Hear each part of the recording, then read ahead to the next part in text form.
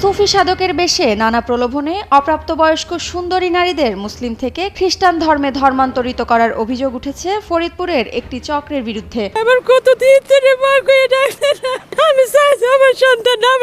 পরনে সাদা কাপড়, মুখ ভর্তি দাড়ি গোঁফ, তাদের সাথে সাদা কাপড়ে দেখা যাচ্ছে নারীদেরও। কিন্তু কি তাদের উদ্দেশ্য? কেনই তাদের এমন আবির্ভাব? গানবাদ্য নিয়ে কথিত সুফিবাদ চর্চা এবং লালনবাদের ছদ্মবেশে বিভিন্ন উপজেলায় দরবার শরীফ খুলে সাধারণ জনগণকে ঈসা নবীর উম্মতের দীক্ষার নামে খ্রিস্টান বানাচ্ছে এই ছদ্মবেশী চক্র। স্থানীয়দের অভিযোগ, এদের তৎপরতায় ইতিমধ্যে মুসলিম ধর্ম থেকে খ্রিস্টান হয়েছে ফরিদপুরের কয়েকজন মানুষ। কিছু মানুষ বিভিন্ন জায়গা দিয়ে ঘোরাফেরা করছে সাদা পোশাকধারী, ধর্মান্তরিত করার জন্য তাদেরকে বিভিন্ন ধরনের প্রলোভন দেখাচ্ছে। এমনই একজন সন্তানহারা মা রওশন বেগম। অপ্রাপ্তবয়স্ক মেয়ে আমিনার ধর্মান্তরিত হওয়ার ঘটনায় অঝরে কাঁদছেন তিনি। তার দাবি, জোরপূর্বক ধর্মান্তরিত করা হয়েছে তার মেয়েকে।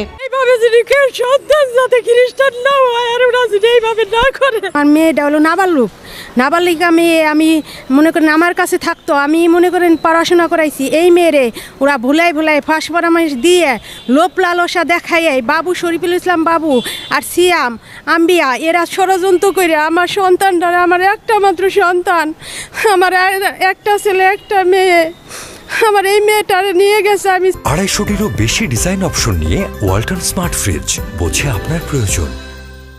এদিকে মা রওশন বেগম বাদী হয়ে ফরিদপুর কোর্টে মামলা করলে বর্তমানে ফরিদপুর কোর্টে মামলাটি চলমান রয়েছে। আপনাদের কাছে আমি পাই ধরি মুসলিম হইয়া, কিন্তু যদি আপনারা আমার সন্তানটা দেন, আমি এইভাবে চেষ্টা করব যাতে আমার সন্তানটা আমার কাছে ফেরত পাই। মামলা দিয়েছিলাম, কিন্তু মামলা দিয়ে হেরেও আনছি। 1-2 দিন পর ওরা যাবেন বাইরে যায়।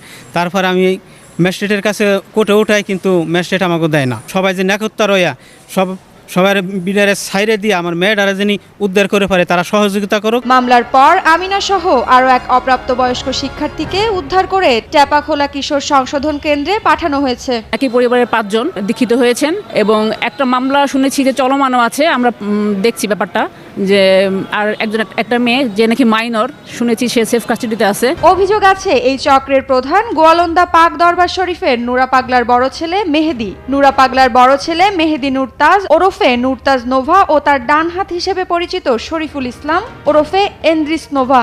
ঢাকার উত্তরায় অফিস এবং গোয়ালন্দা দরবার শরীফ তাদের মূল কেন্দ্র। এছাড়া জেলার ভাঙ্গা, মধুখালী, সদরপুর, রাজবাড়ী, কুষ্টিয়ায় তাদের দরবার শরীফও রয়েছে। শরীফুল ইসলাম বাবু 1 নম্বর, আম্বিয়া, সিয়াম বাবু, সুহান, নুরতাস হইলে মেন হইলে নুরতাস হগো। এই নুরতাস হইলে চক্রান্ত নুরু পাগলার সওয়াল নুরতাস।